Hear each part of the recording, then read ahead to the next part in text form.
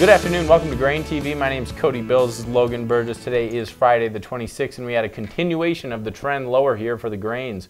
Corn trading down 3 cents, soybeans down 12 3/4, and wheat in Chicago mostly unchanged here, trading up only 3/4 cents.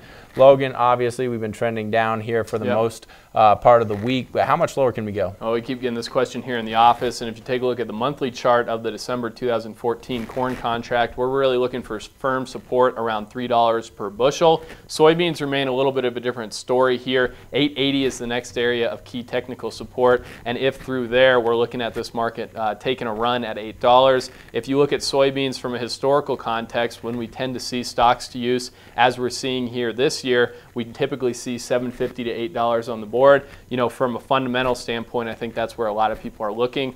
So I guess when comparing corn and soybeans right now, it does look like soybeans may have a little bit more downside risk. But in both cases, I don't think it's a bad idea to get some protection in place. It's obviously already been a very big move, but if we look at these markets, as I said, from a fundamental standpoint, it does look like things could continue to drift lower as we move into harvest. Now, we are going to continue to have harvest pressure on the market, and that does impact the cash market at this time of year. We certainly saw a lot of activity in the barge market here this last week. Absolutely. We saw a lot of activity in the cash market in general. We saw basis move lower both on spot and new crop, but let's take a look here along the rivers. We saw a rapid increase in barge rates. We're likely to continue to see this thing move higher here as we move into more of the peak of harvest. You know, we're nowhere near the peak of harvest. Right. And of course, I think this is a little bit of preparation here, trying to lock in some of these rates to be able to move the grain down to the Gulf, the significant amount of crop that's coming out of the fields. You can see that Memphis barge rate really spiking there in the last week here. Right. So that's putting a negative pressure on basis at river terminals and across the U.S.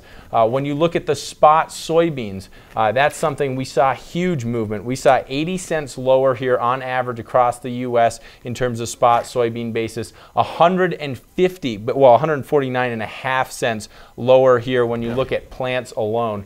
Really where we saw the biggest basis strength was at these soybean plants. A lot of demand late in the year when crops or when stocks were very limited. So we saw, you know, in some areas earlier part of September, plus 400 off of that November contract. We've seen a lot of that premium sucked right out of the market here in the last week. So that's one of the reasons why we saw so much basis weakness in soybeans. But here's a great slide of new crop basis. We saw new crop basis down 3 cents on average across the U.S.